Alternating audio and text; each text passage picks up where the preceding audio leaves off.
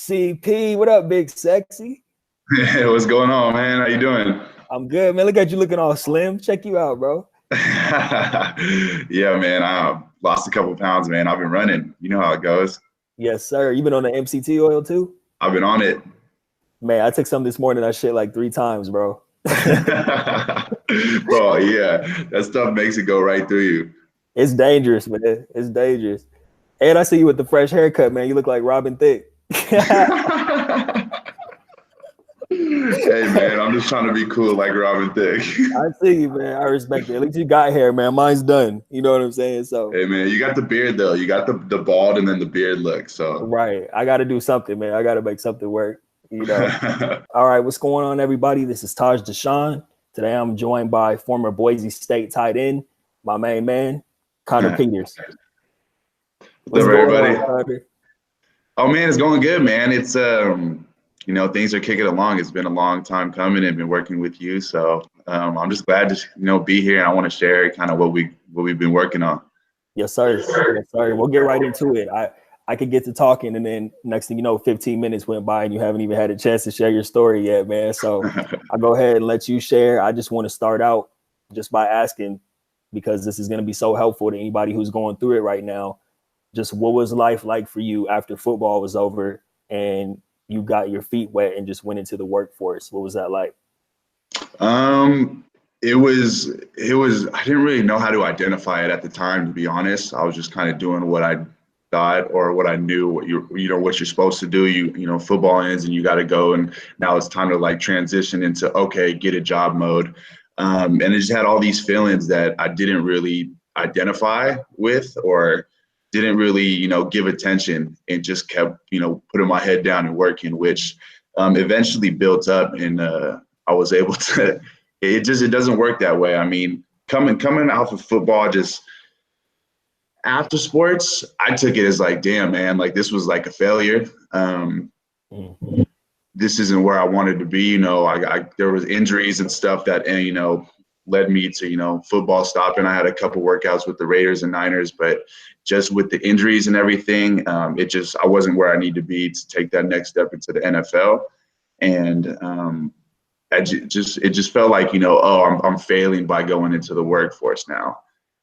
So now I just have to, just do whatever it is out there. I'm not really going to like what I have to do. I don't really need to enjoy what it is, just because like in my mind, I had already failed by not reaching my goals in sports. So I was just going through like work, just thinking, this sucks, but this is just the way it is, which that's not how it is. I mean, you can find something that you could go to work and come home fulfilled and whatnot. That's not the outcome after sports. It's so deep what you said about how, well, I already failed, so it doesn't really matter now. What I do post sports is like, and most of us have grown up, seeing our parents' generation or, just most of the world, honestly, just doing something for, I need a paycheck and it sucks, but hey, this is kind of what I got to do. And we don't ever really stop to consider what it is that we can do that is actually going to bring us some level of fulfillment, Just like what you said, like, it's just kind of like the mentality of like, just buckle up and do what you got to do and earn your paycheck. And if it sucks, it sucks, but you're a man or you're a good person because, you got that paycheck and you suffered. And that's not really what some dude's like revving up his motorcycle.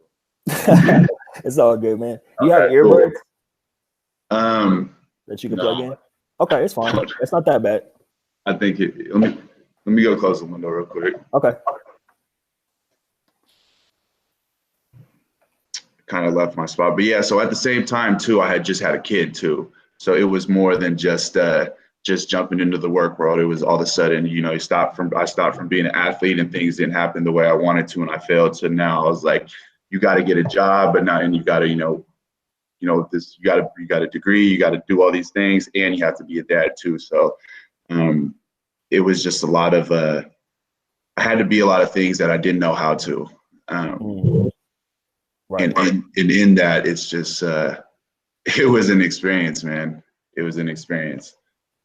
Yeah, I remember our first phone call, man. It was like, there was just so much going on, and I understand, you said it perfectly. It's like, you had to be a lot of things that you didn't know how to be, and everything was happening all at once, which is like overwhelming. You know, it's most of us come out and we're just trying to figure out what we're going to do with our life, but let alone having a mouth to feed and a human life to care for. Like, that's a big deal, man, which is why I have so much respect for you, because everything that you do, you're doing it with your son in mind. You know, like I don't have kids yet. So like, it's a big deal. And I tip my hat to you for everything that you're doing currently to be able to make sure that you're creating a life for him, not just for yourself, but for your son also. That's huge, man. Thank you. What do you think, aside from fear of, or not, I don't want to say fear of failure, but just feeling like a failure, you know, what are some of the other things that you had to overcome within yourself during the past couple of months? There was a lot of anger that I didn't realize, of just not being able to do what I wanted to do, feeling like I was stuck in this situation of just working this job that, like, this is what it's going to be. Because probably, I mean, that was the happiest point in my life. That was like the best feelings of my life, is when I was going to football and I got to be around these people that were all like-minded, and, you know, they love what they did and everyone's dialed in, and like everybody's on the same, that has the same or even more level of ambition as I did. And it was just within going to work and, you know, having that level of like, okay, like, let's all get it, but it's not the same to match. It was weird. So I realized, like, there was a lot of anger. I was mad that I was in this position of, you know, okay, like I'm working at this recruiter job and like I'm trying to be like all about it. And then, like, you know, Joe Blow over here, he's just like messing around like on Instagram, you know, laughing and stuff. And like, yeah, that's cool. But like, you know, we're supposed to be working right now. And that might be a little intense, but that's how I am. And that's what I'm used to. So there was a lot of anger. There was a lot of frustration. There was some resentment in, you know, kind of my decision of that, like, man, I kind of feel like I'm stuck in this position. Because I have no option, because I can't do football anymore, and I don't have, you know, training and all that. Just for my situation would have been like not bringing in a check, and I have another mouth to feed. So that kind of brought in some, you know, stress of maybe, you know, I have a kid and that's another reason why I can't do sports. And there was just a lot of anger built up, in, you know, kind of facing that and dealing with that and kind of channeling it. And that's what I realized was my biggest thing that was holding me back from just being happy. Right. Like, and we talked about that because there was a lot of anger that you had within yourself, basically like resentment towards yourself. Right. Does that sound about right? Yeah. Feeling like I made the wrong decisions that led me here. And now I'm just fucked. That's what I felt like. Right. And that's a compounding effect, because it's like, not only do I feel like a failure, but I feel like I put myself, it wasn't like you had some, I mean, I know you had injuries and all that, but it was like you felt like you made life decisions that put you in a position, even as far as choosing your job. And that's a lot to deal with. And one of the things that I constantly talk about, one of the things that you and I talked about, was separating what happened from the story. You know what I mean? Because we all go through lives, man. We're all just basically a combination of all the stories we've created for ourselves throughout life. You know, you and I are sitting here, both grown men, but we're both adult babies. You know what I mean? Like, our lives were shaped in childhood. So it's like you had certain things that happened, like, okay, I had a son, right? But the story you created around it was that prevented me from, you know, going to the next level. It prevents me from doing a lot of things in life, when in reality, what happened was you had a son, and there's just a bunch of stories that you created around it. And so one of the things that you did a great job of through our conversations was shifting the narrative and looking at, okay, now I have a son. This is like a good thing. This, as a young man, gives me an advantage over a lot of other people who are just kind of focused on themselves, where like you have a lot of responsibility on your plate, which pushes you to be able to make things happen. You don't have time to sit around and, like you said, just be scrolling through Instagram. Like, you got things to do, and you know, you have a life to impact. So really quick, one more thing that you were talking about just a minute ago. You were talking about intensity, right? You were like, I would get there and like, maybe I'm intense. And I know you and I have had these conversations, but one thing I really try to get athletes, or, you know, retired athletes, former student athletes, to understand is, when you go into most places, you are going to be the most intense person there, because we come from that intense environment. That's what we're used to. And we're used to having the people around us who push us and motivate us to be able to to achieve that goal. So it can like really take the wind out of your sails when you get somewhere and all these people, they're not, you know what I mean? Like you almost feel weird. Like maybe I need to dial it down. Yeah. And you felt that too? You felt like you needed to dial it down at times? Yeah, I just felt like that. Well, at first I was just like, I mean, like, oh, like I don't know. I don't even know how to explain it at first, but that's what it turned down to. Like over a period of time, it was like, man, maybe I just need to chill out. Maybe I just need to chill out. And that kind of took away from my personality because I wasn't doing it in like a bad way. And it took away from my personality. It took away from, you know, the feeling that I want to get like when I'm going into something. Like I feel I'm going to feel good about something because I'm going into it and I know I'm going to give it my all. But then like, you know, dumbing it down for people just trying to like fit in or whatever it is. So it's like weird. That was kind of a sign to me where I was like, I'm in the wrong thing. If I can't be all I want to be or like express like my full ambition, then maybe I'm just in the wrong profession. And this is something that you and I discussed heavily, is not trying to find like somewhere where your intensity can fit in, but taking your intensity and applying it to whatever it is you're choosing to pursue, just like you did with football, you know? Yeah. Was there anything that was kind of like preventing you from just making the leap, or? I mean, just kind of, I think I was kind of limiting myself, to be honest. I was in this job and I was getting a paycheck and it was a cool paycheck. And, you know, I'm going to do it. I'm going to save up. I was telling myself, I'm going to save up enough money to make this career change, but I didn't really like look into it that much. But it was me limiting myself. And then me at the same time, like once like it took for me to be like, all right, well, the time is now. Like, what have I been waiting for? Like, if I really want to make it happen, you know, all these like bills and whatnot, like I'll go out there and find odd jobs. I'll go like do what I need to do, but just putting myself in the situation where like, this is what I'm going to do right now. All right, figure it out, figure all the other things out, but this is what I'm going to do. That got me on track. Would you say that you are officially out of the other side of the transition? Like you've navigated your transition out of sports successfully? I'd say, yeah, it's been successfully. It's something that, I mean, those little tools that you told me about, I think about those every day, man. Those seriously help, like the watchtower and like the morning routines and like with those, I wouldn't say successfully, like I got it down. I mean, there's like things that you still got to like keep in mind and like, it's just maintenance. It's just maintenance until I don't even know what until, but out of like, yeah, I feel a lot better, man. After our talks, I'm in a whole nother place. It's been really helpful. Like you said, it's maintenance. And that's all you really needed, man. Because when you and I first started working together, like, let's face it, most athletes, including myself, when I was done playing football, most athletes, once they're done with their sport, they have absolutely no idea what they want to do. You know what I mean? Yeah. So part of what I do, part of my program is designed to like, they're here and they're like, I could go this way, I could go this way, I could go this way. And I'm like, just trying to guide them to help them find out what they really want and send them off that way. Whereas you already had a path picked out. Like you're already heading somewhere. And like you say, you just needed the maintenance, the tune up stuff to make sure your mind was right and you weren't getting in your own way, you know? Yeah. And it's a lifelong practice, man. And I know that, like you said, you're still working on it. Like you're going to continue to work on it. And before you know it, it's going to be second nature. And then you keep adding more tools to the toolkit.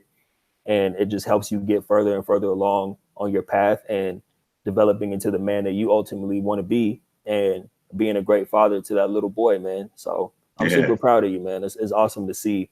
I can tell just by talking to you and like, you got a lot of smiling going on right now, but I know you're in a real good place. So I'm happy to hear it, bro. So right now, somewhere out in the world, there's another Connor Peters. You know, his season just ended, whatever his sport may be. But let's just say it's football. He's done playing sports. He has no idea what he wants to do, or maybe he does. He just like, you know, needs to get out of his own way a little bit. So, what advice from someone who has effectively made it out the other side? What advice would you give to any transitioning athlete right now? Just find someone you could talk to about what your moves are.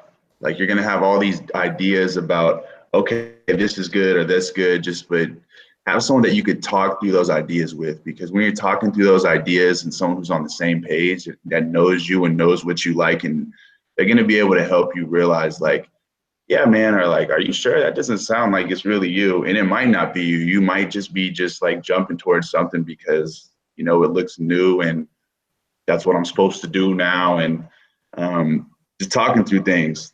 That's what I would say. Just talk through things. Don't just put your head down and I don't know, man. Don't just talking through things, man. Having someone that knows you. Right. That's great advice. And then what advice would you give, since you've already been through it, what advice would you give to someone specifically? I don't want to make it just about me, specifically to someone who is working with someone like myself, who has been through what they've been through and is helping them get to the other side. What advice would you give specifically to someone who's working with me, going through my program, or what advice would you give to someone when they are working with basically like a mentor or a coach or a guide to help them get through? Just be completely honest with the feelings that you've had. Be vulnerable, because that's how you're gonna really be able to like close that chapter and move and grow from it. And if you don't know, I mean, do your best to figure out what those true feelings are, whether they're not good or they're good. I mean, you're probably going to try to avoid, you know, like vocalizing some of those like vulnerable, like anger, sad feelings. But whatever it does, it takes you, maybe it takes you a walk, maybe it takes you, write it down on a piece of paper, or there's a place where you could like be in tune and find those feelings and be able to tell someone, that mentor, you or whatever, do what you got to do and get those feelings out, because that's going to get you to a point where you could grow from it and you know what it is. And then once you know what it is and grow from it, it's not something in the back of your head where you're just like going through life like, you know what I mean, having this feeling, but you don't know. When you know, it's just whatever, you've moved on from it. Now you're focused on other things. So that would be my advice. Wow. Man, CP, that's some real solid advice, man. I don't know if you even realize how powerful that advice that you just gave is, because it takes someone like yourself. It takes, like, you're a big masculine, what are you, 6'6"? 6'5". Okay, you're a big 6'5", Division I football player, and you're on here talking about the best way to help yourself move forward is to be vulnerable and allow someone in to help you. Like, that's what it takes, man. And a lot of us have a problem being vulnerable, and that's why we stay stuck, because we think we got to handle everything on our own. Yeah. And not talk about what we're going through. And just by you, which is why I wanted to have you on today, by you expressing stuff like that, talking about being vulnerable, by you telling your story, by you talking about blocks and hurdles, internal battles that you had to fight to put yourself in position to get where you want to go, that helps someone else be like, man, well, if this guy's saying it, then for sure I can try to be vulnerable, or I can try to, like, you know what I mean, do the inner work, or like talk about things I'm going through with someone. Like, so that's really powerful, man. That was great advice. Thank you for sharing that. Absolutely, man. Take the step, because the only goal is being the best you. Yes, sir. And you're on that track. And then on that note, how can, people get in touch with you just to connect with you or follow along on your journey? Any social media you want to plug or anything like that? I'm not too big on social media, man. I got Instagram, but I keep that for my close ones. And I don't really post my story on it, like that. So if you want to reach out, hit me up on LinkedIn. Okay. I respect that, man. I'm the same way. I'm low key. I'm like, you're handling business right now, so you're not too worried about, I understand. I get it. So reach out to Connor Peters on LinkedIn. If you reach out to me, I'll have my people get in touch with his people, and they'll get in touch with your people. He's big time now, so you gotta.